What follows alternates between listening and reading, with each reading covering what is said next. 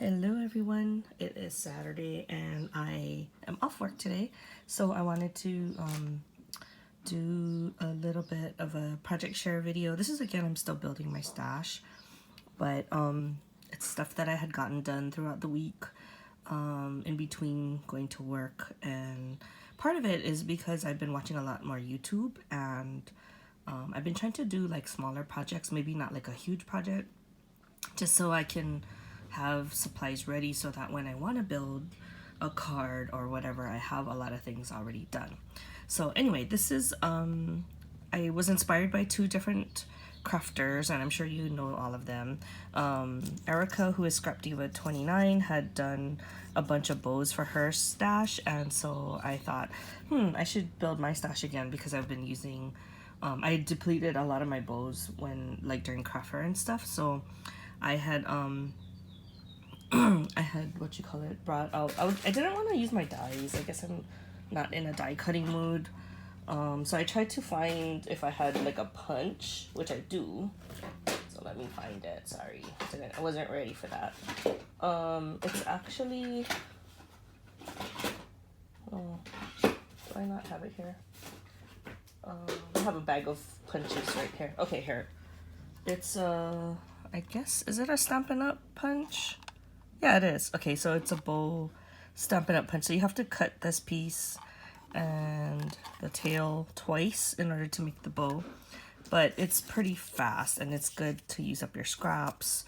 And I like the size of it. So I made a bunch, and this is just using some of the new paper pads that I've had or some of the scraps from other projects. So I did use this pink Paisley Bloom Street pad, and then I like doing these embellishments because you can use the sheets that maybe you wouldn't normally use, and you don't think it looks that nice, and then when you put it together in like an embellishment, it cuts it down and you can get the same color effect or some of the flowers or whatever the design is, but it's not in that big motif. So let me just kind of, I'll explain it in the next project.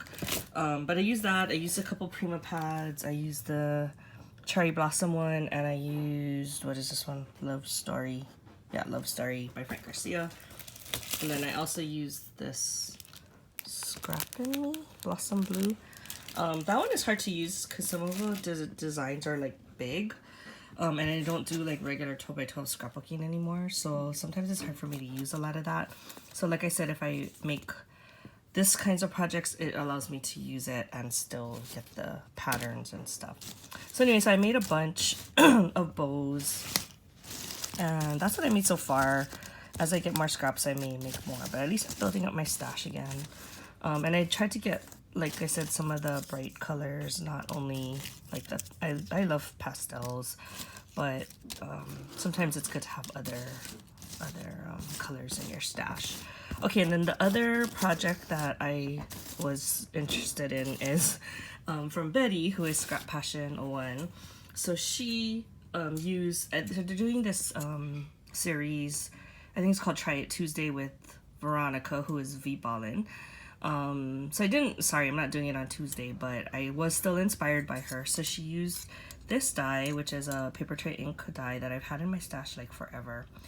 And I may have used it like once or twice, but I haven't really done like where I built my stash on it. And I'm glad that she showed her projects using it, because then it inspired me to do mine. So these are the flowers that you can make using this die. So you have to cut 2 of each, because this is only like half of the bow or the flower, and then you gotta do a second one to get the other half, and then same with this. So you can just make the smaller one and then it'll be like that size, but then if you layer it, you get the double. So you do have to, let me just give you a few tips. So you do have to have a brad, or if you can hot glue it, but if you use a brad, you have to have like a brad with a longer stem because it's going through so many layers. So if you don't have a brad that long, then you might want to just hot glue it like she did on her video.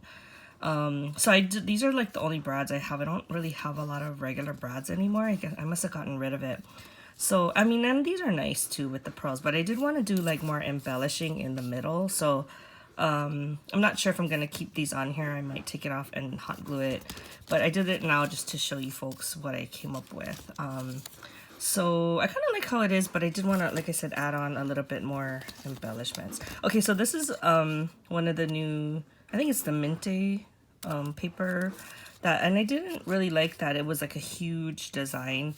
So when you cut it up, you still get the elements of it. Like you can see the rose and the writing and everything, but it works together, and I really like that about it. So I'm kind of happy now with those papers. I wasn't greatly like interested in it when I first got it.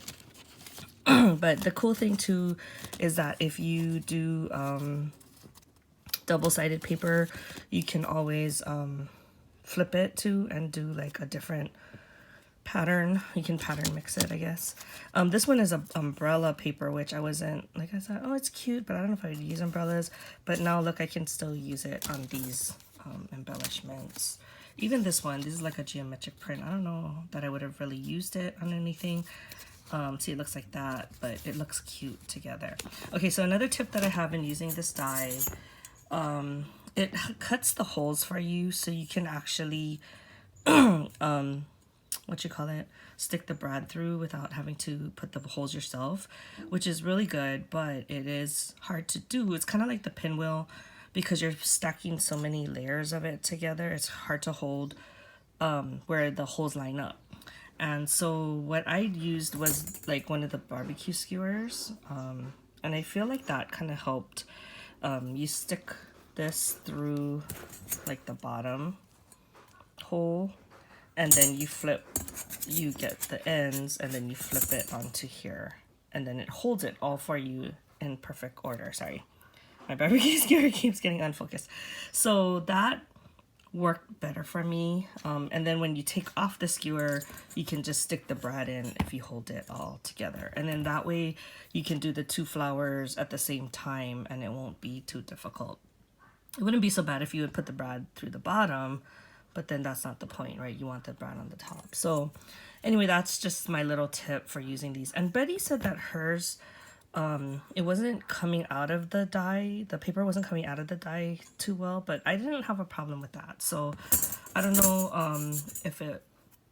I don't know. I'm not sure. Sometimes it just depends on the type of paper you're using or the machine, I guess. I'm not sure. But I didn't have a problem with it. So anyway, I hope you guys like my project share, and maybe it'll inspire you to use something that you have in your stash that you haven't used in a long time, and then make it your own. So like I said, I might change these up a bit, but so far I'm pretty happy with how they came out. It does use quite a lot of paper. You probably have to use, I think maybe out of a 12 by 12 I could get one flower, because you have to cut 2 of each. So you have to be willing to part with that. Oh, so this one, let me just tell you about this one. So this one, I wouldn't normally use that paper on its own. Let me see if I can find an extra one. But I did like how this one came out. So I used it because I didn't want to waste good paper. So it looks like this. It says love, and it's really pretty, but I don't know that I would use it normally. But I cut it out of the die, and then look, I can still use it, and I still think it's pretty. So anyway, can you look at your papers a little bit differently? Hope you guys have a great weekend. I am going to try and finish up a bunch of other projects, but I keep getting distracted by all of these embellishment tutorials. I'm hoping my crocodile comes today so that I can finish the other one that I've been working on, but otherwise maybe it'll come in next week. Okay, hope you guys have a great weekend. I'll talk to you guys later. Bye.